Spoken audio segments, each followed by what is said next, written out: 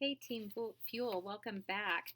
Today we're going to continue talking about how to be kind and showing respect to others.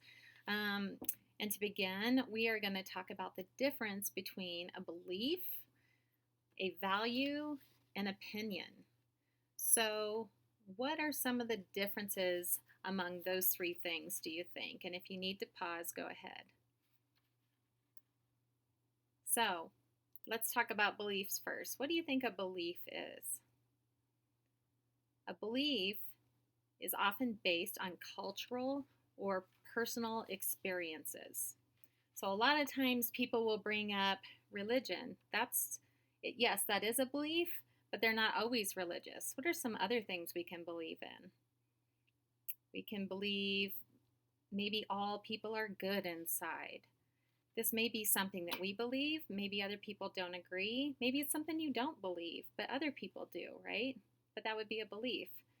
What about you should respect your elders? That's a belief, right?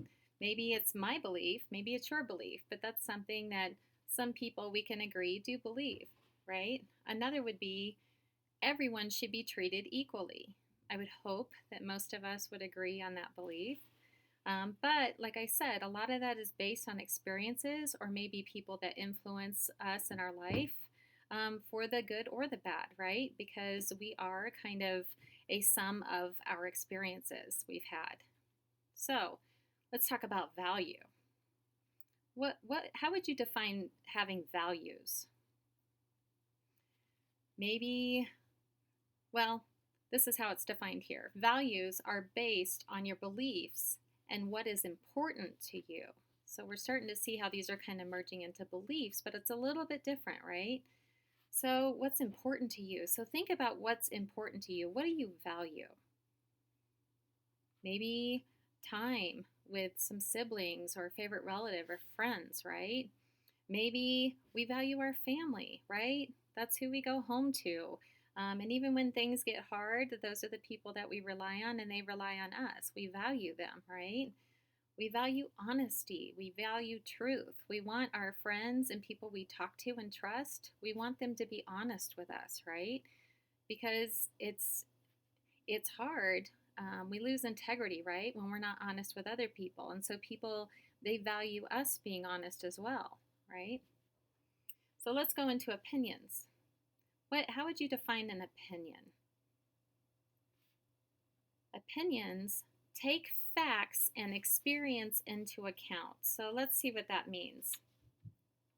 A lot of times people, they will say an opinion, but kind of make it sound like a fact.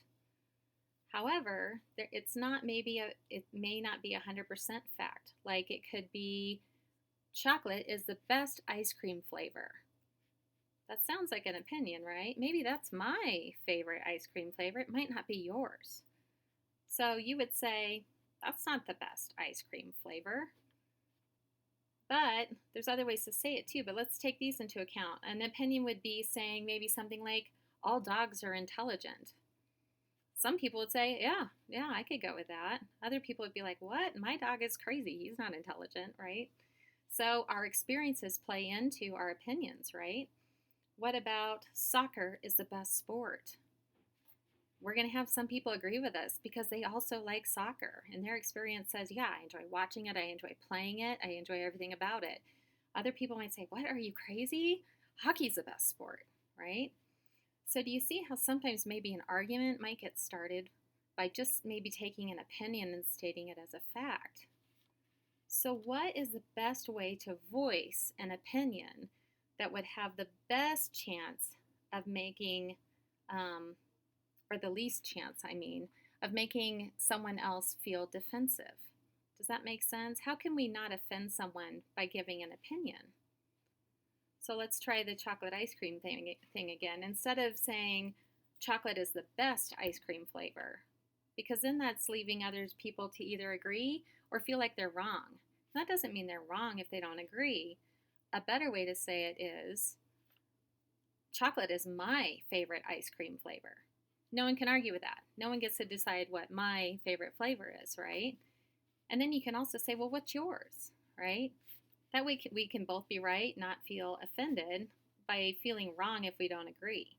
Just like if I were to say, I feel like dogs are the most intelligent animal.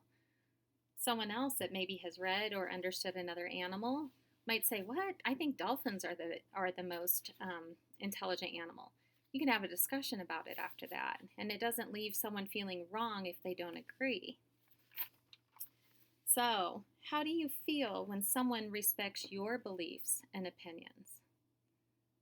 It makes you feel pretty good, right? Like they value you. We like to feel valued as well. Just because I don't agree with someone doesn't mean that I don't want them to value me or that I don't want to value them. I still value a lot of things about our friendship. We may not agree on the favorite ice cream flavor, right?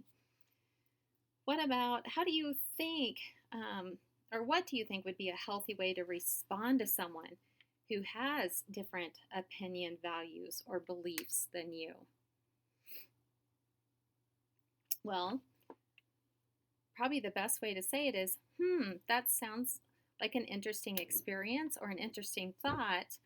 My favorite is this. So maybe if someone states an opinion, soccer's the best sport. Oh, interesting, because my favorite sport is this. Tell me more about why you think soccer's the best, right? We don't have to argue about it, but we can learn more from each other. How can you respect other people's beliefs and opinions? Because sometimes we're not going to agree, and that's okay. We learn a lot from each other. Can you imagine if we were all the same? That would be kind of boring, right? And even if it's something you really value and really trust, but maybe someone in their experience doesn't value and trust it. And we're like, what? How can you not agree? Right? But that's okay. We can ask questions. Tell me more about why you think that. Who do you know that has told you that? What have you read? Why is soccer your favorite sport? Um, and lastly, I guess I want to end with this. The more we know about other people, the easier it is to understand why they think what they do and act the way they do.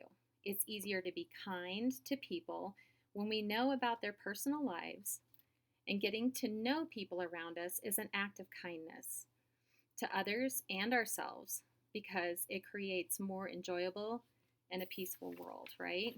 And that's what we're looking for, to be kind.